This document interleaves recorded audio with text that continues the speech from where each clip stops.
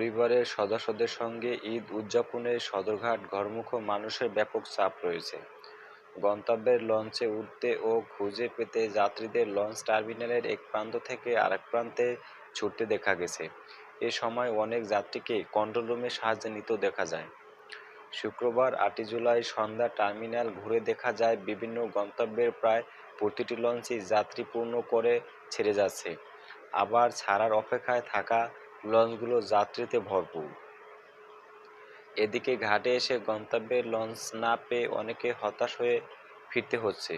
2 সন্তান নিয়ে মাদারীপুর যাবেন এক নারী যাত্রী, সঙ্গে কোনো পুরুষ না থাকায় তাকে বিকল্প উপায় জানতে নো টার্মিনাল কন্ট্রোল রুমে এসে যোগাযোগ করতে দেখা গেছে। তার মতো আরও অনেক যাত্রী তথ্য জানতে কন্ট্রোল রুমে আসছেন। অন্যদিকে যাত্রীর চাপ থাকায় শনিবার 9 জুলাই সকালে লঞ্চ নিয়ে যাওয়ার কথা থাকলেও আজ রাতেই সদরঘাট ছেড়ে যাওয়ার কথা জানিয়েছেন বরিশালগামী কীর্তনখোলা 2 লঞ্চের ম্যানেজার ফারুক।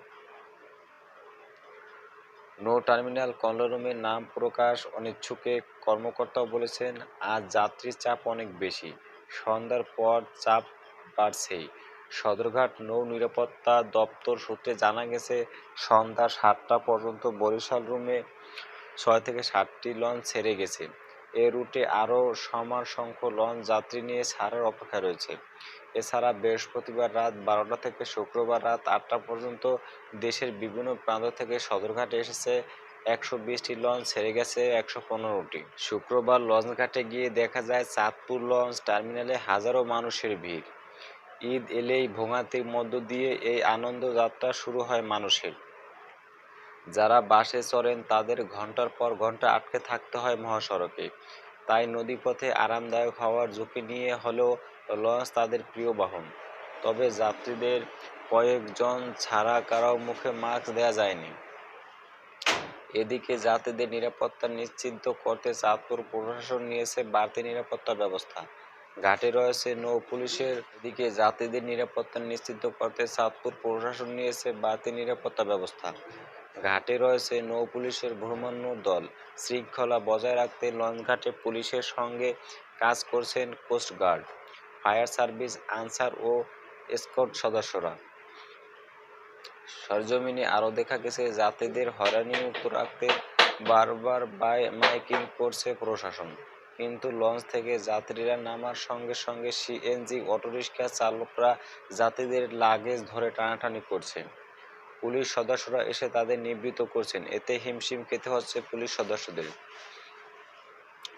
যাত্রীদের অভিযোগ, তাদের জিম্মি করে চালকরা ভাড়া নিচ্ছে কয়েক গুণ বেশি। এ ব্যাপারে প্রশাসনের হস্তক্ষেপ কামনা করছেন যাত্রীদের অনেকে। কয়েকজন যাত্রী ঢাকা পোস্টকে বলেন, আমরা পরিবার পরিজনের সঙ্গে সঙ্গে ঈদ উদযাপনের জন্য গ্রামের বাড়িতে এসেছি, কিন্তু ঘাটে নামার পর ড্রাইভার কয়েক গুণ ভাড়া চেয়ে আমাদের জিম্মি করে। ঢাকা থেকে আসা লঞ্চ যাত্রী মোহাম্মদ শামীম বলেন, পরিবারের সঙ্গে ঈদ করতে বাড়ি আসছি, কিন্তু লঞ্চ ঘাটে ইজি বাইকের সিএনজি অটোরিকশা চালকরা ভাড়া দ্বিগুণ চাচ্ছেন। তারা 100 টাকার ভাড়া 200 টাকা চান। নারায়ণগঞ্জ থেকে আসা লঞ্চ যাত্রী রাশিদা বলেন, অনেক জায়গায় ঘাট পরিবর্তন করে এসেছি, আমাদের কাছ থেকে অতিরিক্ত ভাড়া নেওয়া হয়েছে। টার্মিনালে প্রচুর ভিড়, সেজন্য ঝুঁকি নিয়ে অন্য লঞ্চের ভেতর দিয়ে বের হয়ে এসেছি। একটি লঞ্চের স্টাফরা বলেন, আমরা আমাদের হাজার গুণ ওয়াটার লেভেল ক্রস করার আগেই সেই যাত্রী পেয়েছি, তা নিয়ে সরকারের নির্দেশনা মেনে ছেড়ে এসেছি। লঞ্চগুলো যে পরিমাণ যাত্রীর ধারণ ক্ষমতা, আমরা সে পরিমাণ যাত্রী নিয়ে গন্তব্যের উদ্দেশ্যে ছেড়ে এসেছি। চাঁদপুর নন্দীবন্দরের পরিদর্শক মোহাম্মদ শাহ আলম ও কোস্টগার্ডের দায়িত্বরত কর্মকর্তা পলাশ বলেন, যাত্রীদের অতিরিক্ত চাপ নেই, আমরা বেশ কিছু রিজার্ভ লঞ্চ দিয়ে যাত্রীদের পারাপারের ব্যবস্থা করেছি, অতিরিক্ত ভাড়া নেওয়া হচ্ছে না। সরকারি নির্দেশনা অনুযায়ী সব কার্যক্রম অব্যাহত আছে। চাঁদপুর নৌ পুলিশের ওসি মোহাম্মদ কামরুজ্জামান বলেন, পবিত্র ঈদুল আজহা উপলক্ষে মানুষের যাতে নিরাপত্তা বাড়িতে যেতে পারে, সেজন্য নৌ পুলিশের পক্ষ থেকে ব্যাপক প্রস্তুতি নেওয়া হয়েছে। লঞ্চঘাটে অতিরিক্ত পুলিশ মোতায়েন করা হয়েছে। লঞ্চঘাট জুড়ে সিসিটিভি ক্যামেরা বসানো হয়েছে। কোনো যাত্রী অভিযোগ করলে সঙ্গে সঙ্গে ব্যবস্থা নেওয়া হবে। চাঁদপুর সদর উপজেলা সহকারী কমিশনার ভূমি ও নির্বাহী ম্যাজিস্ট্রেট হেলাল হোসেন চৌধুরী বলেন, যাত্রী সেবায় আমরা ঘাটে মনিটরিং করছি, সুস্পষ্টভাবে কোনো অভিযোগ পেলেই জরিমানা করা হচ্ছে।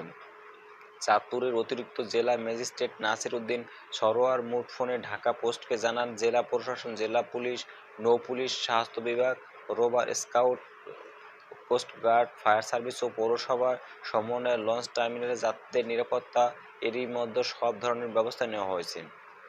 তিনি আরও জানান, নিয়মিত লঞ্চ বাইরেও অতিরিক্ত যাত্রীর চাপ সামাল দিতে বিশেষ লঞ্চ চালু করার উদ্দেশ্য নিয়েছে বিআইডব্লিউটি। কোনো যাত্রীকে জিম্মি করে কোন রুটে যেন অতিরিক্ত ভাড়া আদায় করতে না পারে সেই বিষয়ে আমরা সজাগ আছি।